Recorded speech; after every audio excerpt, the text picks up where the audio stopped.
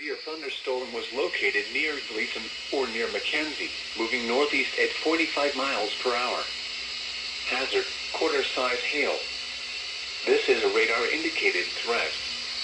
Impact, damage to vehicles is expected.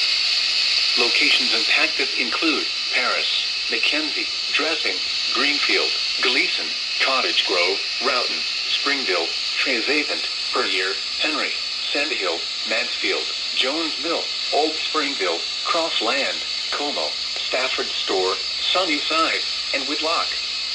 Repeating, a severe thunderstorm warning remains in effect until 11:45 p.m. for the following counties in Tennessee: Henry and Weakley,